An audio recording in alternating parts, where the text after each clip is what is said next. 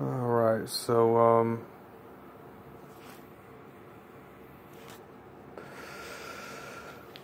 we're going to talk about post-mortem techos. Even, whatever reason, I mean, just bear through it, because it's going to be very bare. So, first off, I'm just going to kind of give you a demonstration, and it's just that I have fingers, and probably just money of dollars, seems to be something which is a post-mortem Eric Cartman. And I think that, anyway, the point is, I think that all the South Park characters, like Eric Cartman, are definitely post-mortem characters. But, I mean, I don't think they made an episode explaining that. But anyway, one thing that you can do is you can look at your fingers and you can see how it makes those little lines. And then you can look at, a pair of Pumas or something and look at the bottom with the lines. And you can see how that rubber tastes instead of tasting a foot when you have a fantasy and you want to actually taste it when you see it live, like actually see it.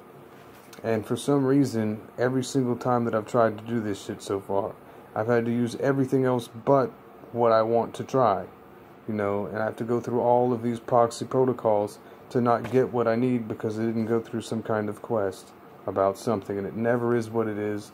And all these people have children and stuff that look at the bottom of shoes, and that is our fingers, like without fingerprints would do what our finger looks like, because we can draw it, but we can't put the lines. So it's basically explaining that if we have fingers, a post-mortem person would definitely have like no fingerprints when they feel like they have fingers with lines in them. You should be able to taste and feel these lines.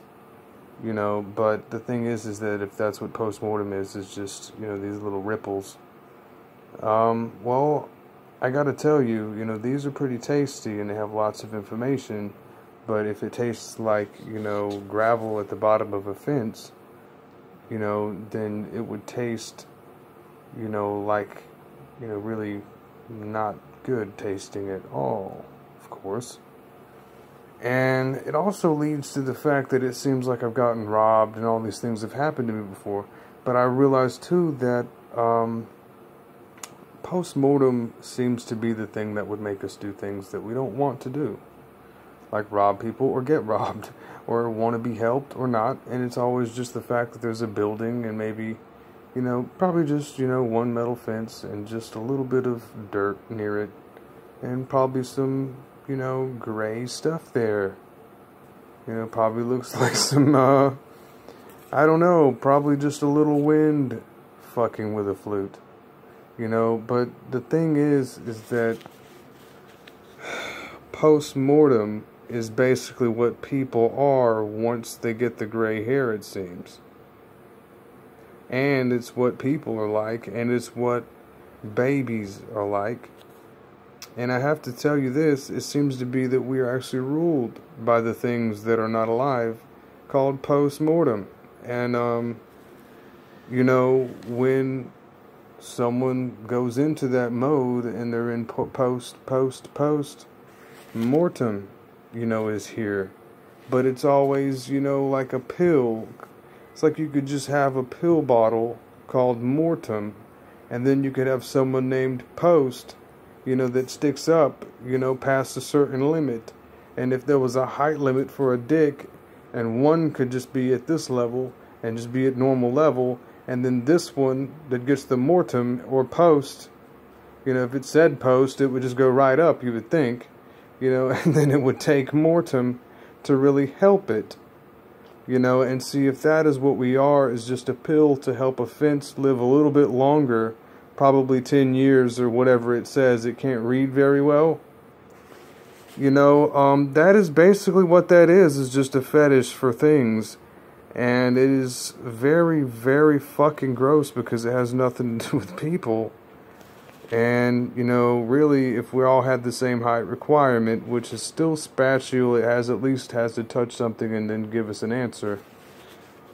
I just think that probably, one thing that would stop a gigantic, upside down cake, from not happening somehow or happening, if it was a mass, world destruction weapon, I think that basically just understanding post-mortem is probably another thing that we would have to do.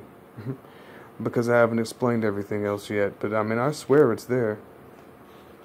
I think that, maybe if we have upside and downside bodies, that when we get horny and it goes up, maybe something else gets horny and goes up upside down, since we look at it upside down going up and down, and that seems to translate for both sexes on that side and the other side. I mean, my mouth seems to be like a vagina, and it just seems that way because I could grab like two things and say this is all I have and I'm going, and it would be that my feet were liked. But that's out of the, that's not really the topic here. But anyway, so let's just go ahead and go through this real fast. So, someone's standing up who is too short to be swept by social current. Under tolerable level, too loud. This is when my mom turns the volume down, and says, be quiet, and then I am still going, and it's at the same level, and I'm checking it by, emitting the current of how loud it was before, telling it, why did you turn this down even more? And it's another level that goes over it. And it's just like, someone basically is on top of my stuff. And really, when people are telling you what to do, you realize that, family is really just post-mortem. Because all it is a height requirement. And something that is taller and still standing, versus something that is under the tolerable level and too loud is quieter than noises and stuff. So that means that there's no person there with noises and stuff. I mean, there is a person here. But see, if other shit that we cannot communicate with,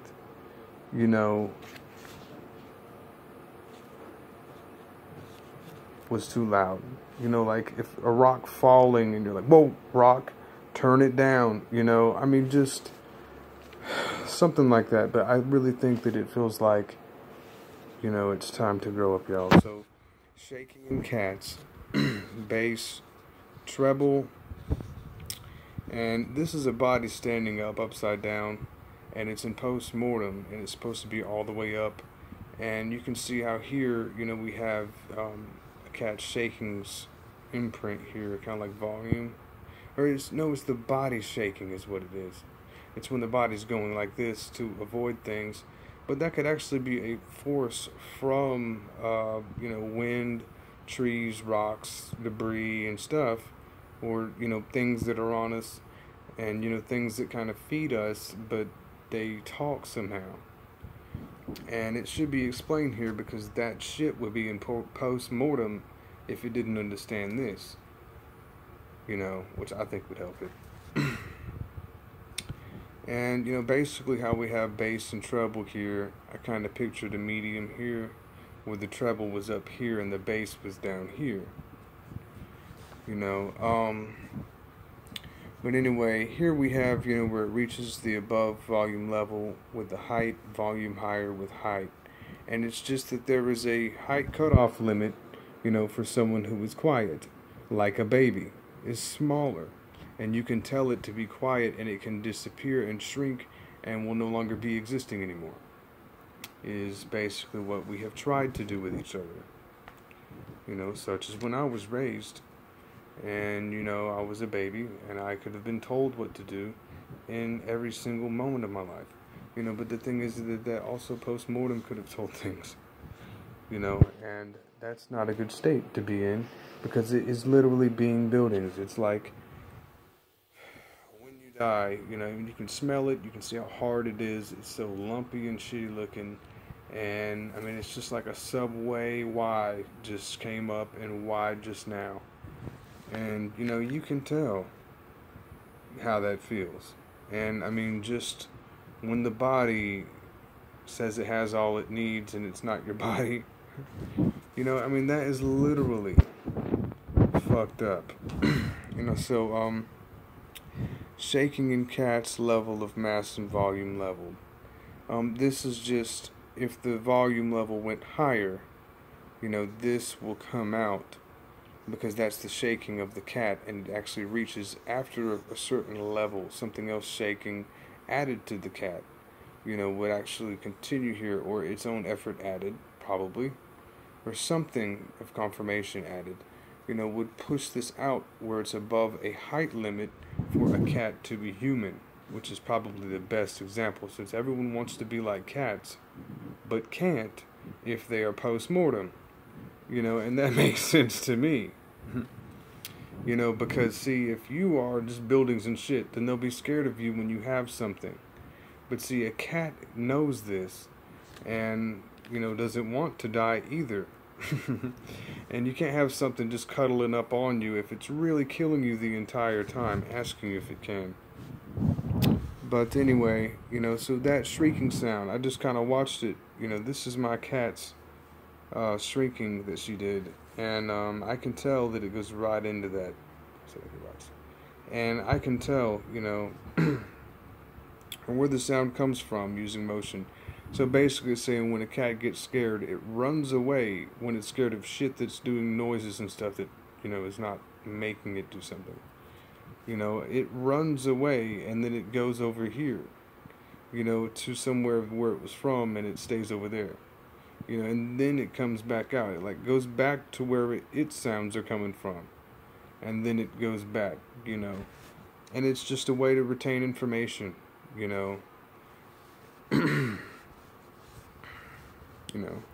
And I think that post-mortem is not really a good thing, if that's what we've used to retain information.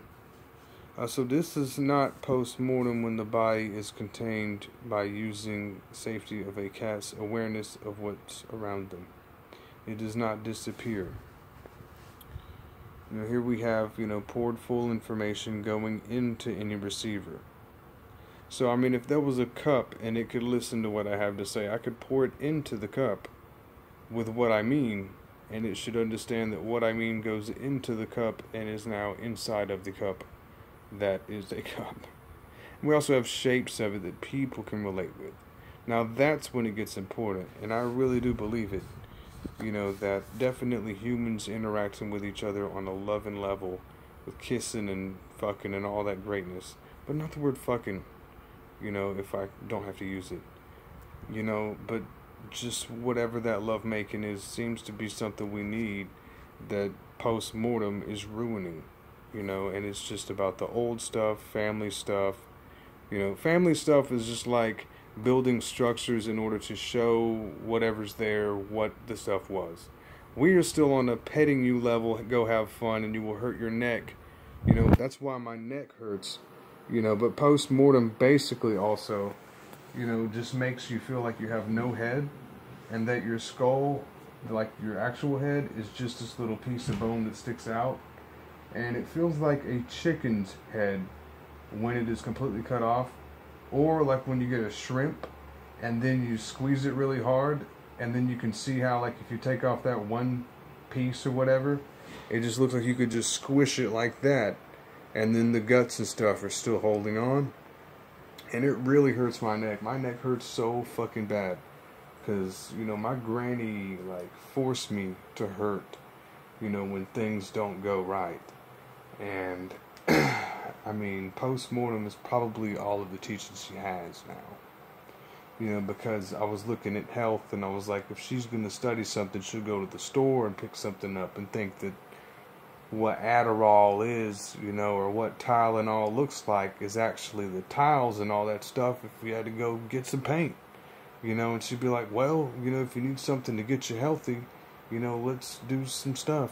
Let's find out what you need and we'll go get it, And just how that works, is still that we're looking at post-mortem. Because when you see an item and you say, it has a certain way the font is, I think it's like looking at that, just anything, but really, I usually look at you know, like here's some bath tissue, and see how it's got like uppercase. I'll look at it, and when it says bath tissue, it looks like, you know, a huge eyes going, bath tissue, you know, and it's like one tampon going, blip, blip, you know, but it really looks like, you know, a skeleton going, you know, and stuff like that. And that stuff is post-mortem. You don't want to have some shit on TV that I have to watch, you know, that has, you know, that guy, you know, that does the shit with the skeleton guy and all that, because it's the most stupid thing, and it is so annoying. And it's because it's just a guy that's dead and doing it. He's like, he's post-mortem. He's like, well, what do? You know, and he's like literally fucking dead. And I mean, if he could just know what I'm saying, I mean, maybe he'd understand. I mean, I know there's other things to see here, but what we've been running on our whole life has been basically post-mortem. So, this is not post-mortem when the body is contained by using safety of a cat's awareness of what's around him. It does not disappear. But, you know, how things look and appear must be capped in some explained areas, where what is too short and too quiet is maximized and too loud, meaning the taller is only representation of post-mortem. So that is the representation of post-mortem, which is taller, and is, you know, capped, you know, because you'll hurt your back and hurt your neck if you don't realize these little areas in here. I'm hurting like crap right now. You know, mine automatically does it. You know, always does. So does yours. You know, because of blue big pins resembling eyeballs at any point. So usually using bigger and larger, we've learned that dead things do not have a say-so in things, and it's merely a fake cosmetic with much nasty gross effort. It's what we say is just held by others. Example, you know, taking 2/3 of cheesecake and wanting 1/3 of a slice. That doesn't look right, and if someone thinks that they're pimping because they picked the big gigantic piece and there's a small piece left, actually you're still listening to post-mortem, because it just looks like you're grabbing something, you know. But the norm post-mortem is to want one precise slice of cheesecake, you know. So instead of having a swaggy style, basically it's even worse, you know, to want just one precise slice of cheesecake. You know, when someone's like, I would like one, you know, slice of cheesecake, and it's like that. You know, that's definitely there. You know, that's definitely, you know, some notice of how that works. And, you know, it basically is the next step here. We have golem mouth. And it's when people, you know, have their mouths full of pleasurable things. A golem is exactly what that is, you know, but it just piles on anything it can that has to do with sex, touching, packing, piling, giving, putting things on, and anything that also post-mortem gives you as well. That's why it wasn't that good of an idea, such as my life, if I had to relook at it. You know, and rock rolls around, and here we have this little thing here. Shoulder larger and wider than head above, stressed in alertness to the max. You know, and it's just that the shoulders will, you know, widen out like that, and it looks like it's kind of, you know, rolls around. You know, it's a dead thing. And I mean it like you are in post-mortem if you agree to death also.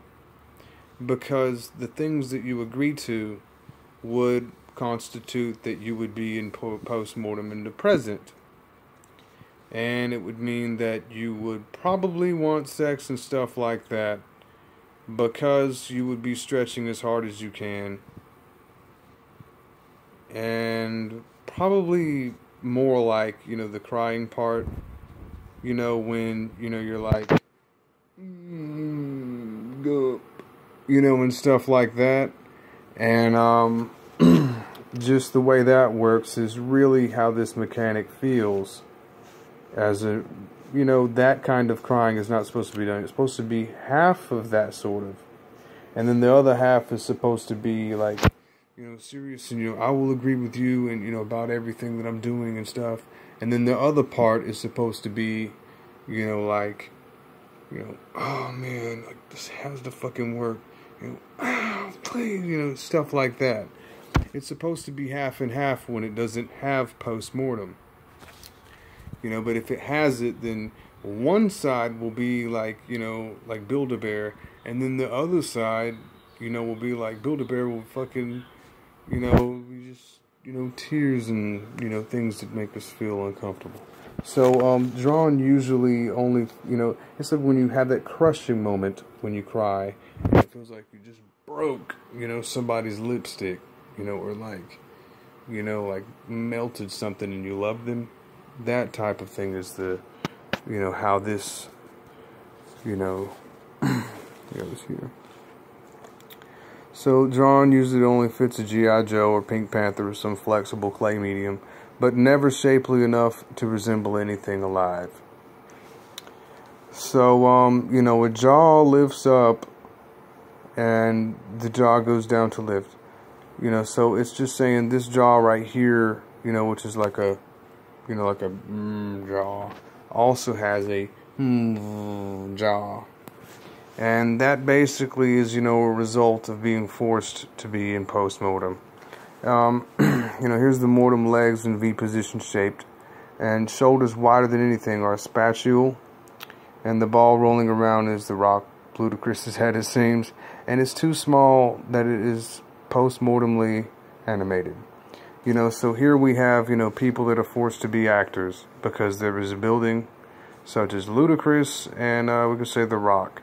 Or you could just put, you know, Ludacris's shoulder here and then put The Rock's head here and see it would be like, let's just see how it would look if it fights against it, because, you know, some feet are there, you know, and it would just be a building, of course, with a roof, you know, or something, and you'd be like, well, you know, there's something here, so maybe we'll just hang one of those little things on the roof, you know, on the little skyscraper or whatever. We'll just have a little, you know, just, I mean, it just makes you kind of pick ideas that aren't really good and mechanical. But this, it can be felt, and it's what I've been using, you know, this whole time, basically, is just things that seem solid as such. And I think it's a really bad idea to use dead stuff to see things. I think that's something I should learn here. But definitely there are forms and shapes of things, for sure. But anyway, I don't know. So let's just run through this. We only got like 15 minutes. You know, a ball in incline which can roll in any direction is moved, but scaffolding and building supports seem to be the only thing that can move the shoulder joint. And ground moved again, only buildings, and it could only break if human. This is just shoulder, and just looking at how, you know, my shoulder bone, which is, you know, a line here, and how the head here could just be a small, tiny head. Because if someone was doing a squat in front of me and actually really trying, but really with the sexual fantasy that you really have, you know, like, I mean, it's not really a sexual fantasy, but it is. It's definitely sexual, yo. Has to be sexy. Has to be. You know, has to be.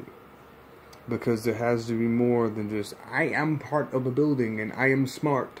Because I know about things and I wear a suspender. And I know about things that make lots of sense, like me not being blah blah blah blah blah, you know, just all that African sounding stuff, you know. So,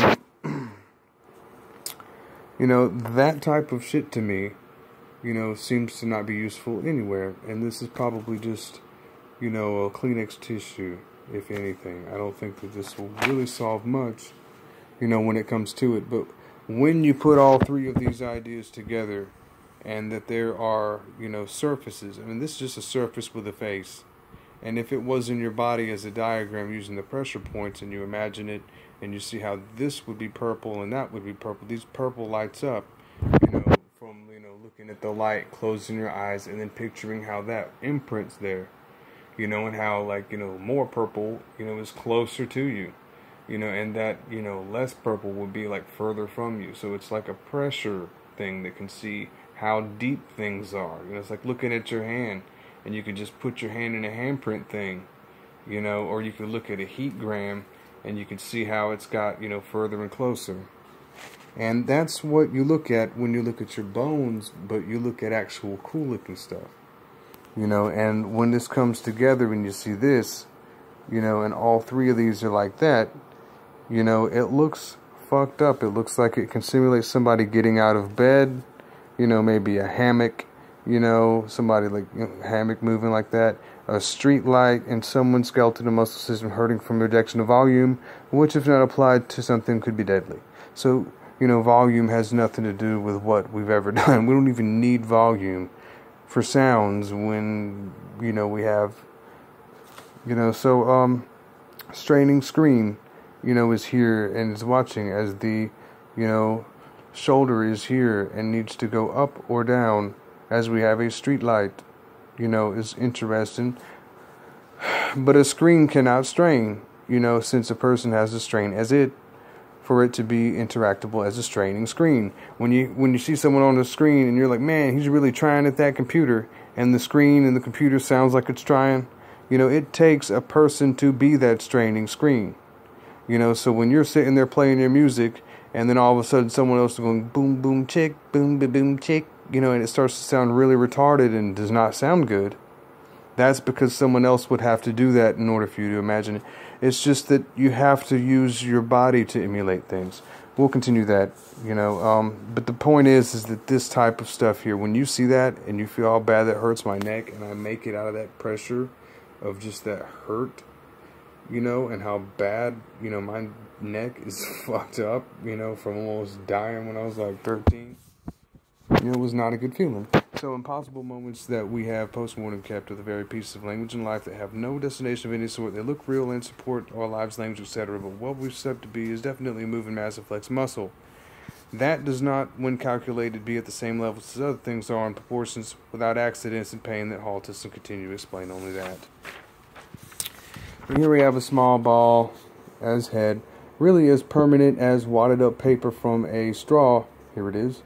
And a shoulder is a flat surface. Given head-like features in argument, the rock's head falls off the surface and falls, so it was created by post-mortem structuring. So his acting career and everything. Definitely, if he feels like he has a small head and it can just roll off, then it definitely was the fact that he doesn't want to be acting, because it looks like he fucking hates it. You know, good examples: military job protocols, stories, construction, discipline, language, and taught things, not physics used things such as spatial use of environment.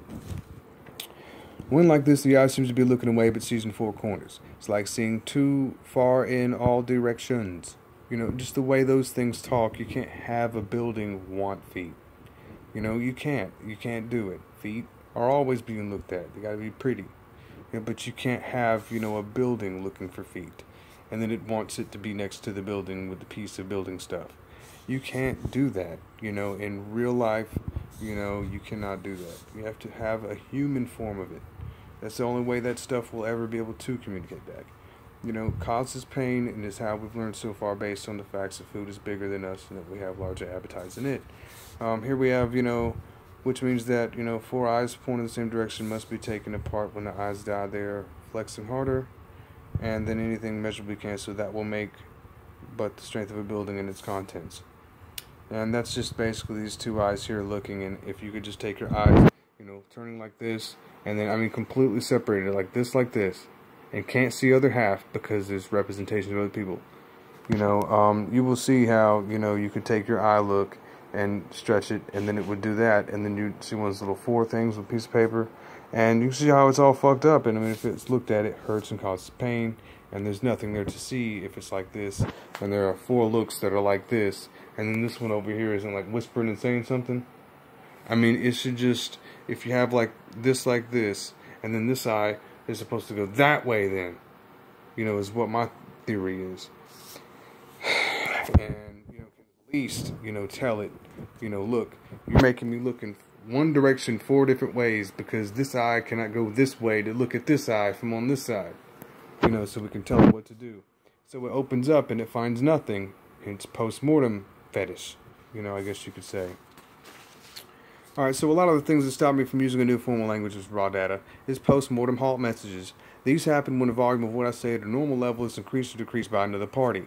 And here's the eye looking, and then here's, you know, stinky green eye butter or something comfortable, which includes one interruption. It always happens. It's always a big thing that just seems to not be there. Stinky eye butter as a meal is better than using a new form of raw data language because it is tempting and too yummy is what it's saying to me. This is when people are rich and have a bunch of money and don't want any of the shit. When the moving vehicles is not running, then I'm told no one is behind the wheel, but it is moving. Only connectors of speech, the empty scaffold, cause me to wish someone was there or confirm that. Usually when people are rich, they just don't want all that extra bullshit. So when I feel sorry and talk inside voice, if it's loud, it's from abandoned vehicles or from just a noise without anything. Basically earthquakes, volcanoes, or anything like that. So it chokes up in throat and feels like a substance.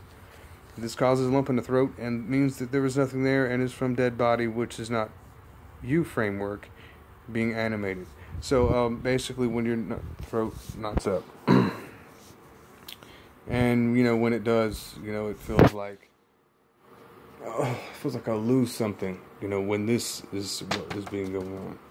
And so animating others after death is impossible with a dead body, but possible with the raw data body, the animated alive. But taking families of PM out post-mortem, there's really nothing you could do if you were and are buildings except have a live human reference point, e.g. everyone who fucks, basically.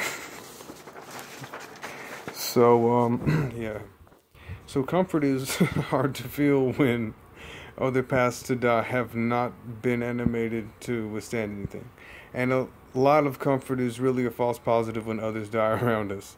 How do we exactly generate a force of our reflected self back on itself without killing it to sustain our existence from just approving glances?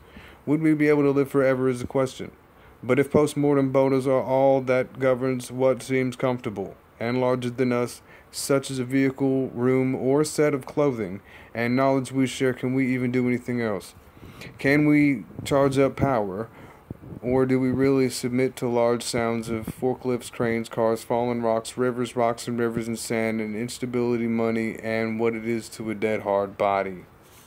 If so, then Tumo was instructed by PM Pathers, which is, post-mortem Pathers, or things that was dead body. So the fire meditation is done with the real fire burning you alive. And it has to fucking be, because it fucking burns and it hurts like shit when I do it. And when I envision it, it really is burning me. And it is fucking killing me. But that couldn't have been done, without some form of safety. So it must be that just all that crap is just looking at post-mortem garbage. Because I don't want it. Anything that's not going to make me do something that I want to do that I think I can do. It's garbage. So that's fucked up. Let's learn about the body electricity. One with generating power from body. Is it shocking us alive? My idea was to create a tense situation with myself to cause a friction which involves distance and creates a touch. And this is China or something. Alright, and here we have, a head that rolls off, a line of falling before